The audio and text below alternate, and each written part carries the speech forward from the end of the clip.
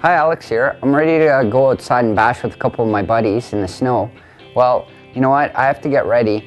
And what I did to get ready is I put on some skis on my vehicle right here, which you can buy at your local hobby store. Even some paddle tires that go through the snow. They're all different types of paddles, tires, and all sorts of different things to go through different kinds of snow. Fluffy snow, hard snow, even stuff that you can drive on ice with spiky tires. Now, a lot of things that you want to look for when you're getting ready to go outside is also waterproofing your electronics. Make sure you clean all of your chassis out, waterproof and silicone around all the servos and receiver. Put it into a sealed box, possibly with a balloon.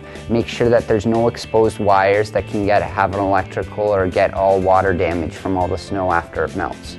That's that.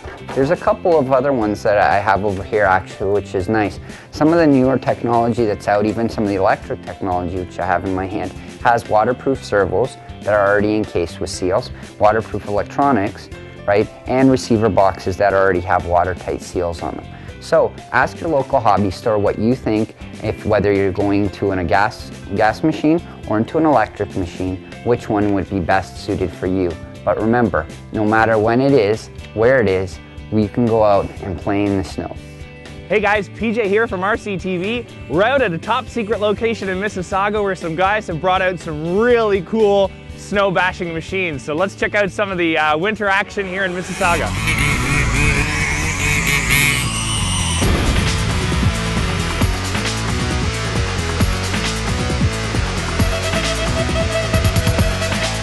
Okay, we're out here in Mississauga with Joe today, and Joe, I had to stop you and talk to you for a minute because this is one of the more unique vehicles we've got out here, certainly. Is this a boogie board that you built for us? Yes, it is. I picked it up just a good kid's boogie board. Okay. I needed something fairly large, but at the same time something light. Yes.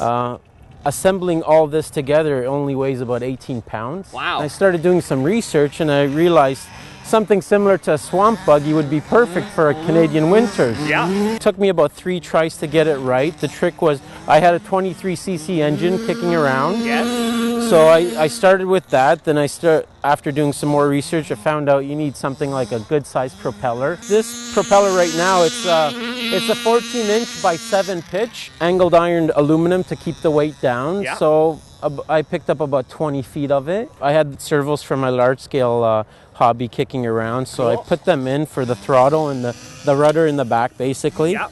1/2-inch corrugated signboard, same thing. I had it kicking around in the garage. The skis, the 2 front skis, same idea. They're little kid skis because I found after my first test, it wanted to tip over quite frequently. So by putting the skis on and making the frame a little wider, it had more stability. More stability, yeah.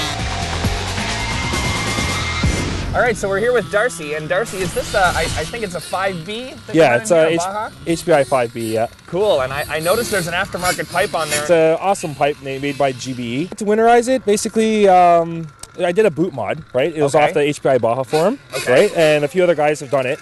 They basically have taken one of the drive boots, and they cut it down, and then you put it onto the throttle linkage in here, and I packed it with red tacky grease. Yes. And it helps it from freezing up. And then for like the servos, electronics, and that sort of part, I've taken them apart and sprayed down the electrics with WD-40 and put everything back together. And then before I take it out, I just cover it in WD-40 as a water repellent. Okay, cool. And I've never had an issue yet this year.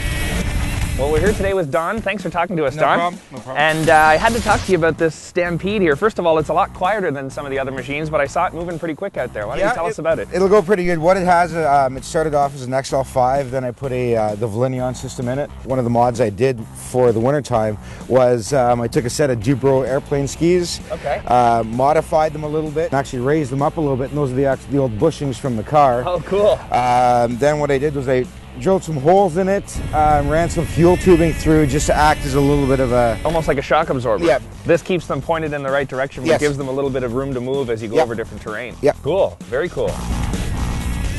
All right, so I'm here talking to Mohsen about his very cool Baja Beetle here. Mo, thanks for talking to us. Why don't you tell us a little bit about the machine here? There's a few mods that are done to it. I guess I did the head gasket with the copper head gasket. Okay. So it gives it more compression. Cool. It's got the SS pipe and all turtle racing, soft towers. Cool. Here are your ATX guards.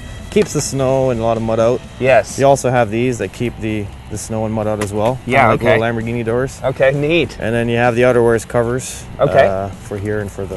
This is your air filter here that's got a Yep. cover on it? Yep. So that helps keep out all, whether it's snow or mud. Awesome. Well, that's it for us out here in the park today in Mississauga for some winter bashing fun. As you can see, our machines are starting to get pretty caked up with ice. So it's time to pack it up, go home, dust them off, and let them unthaw.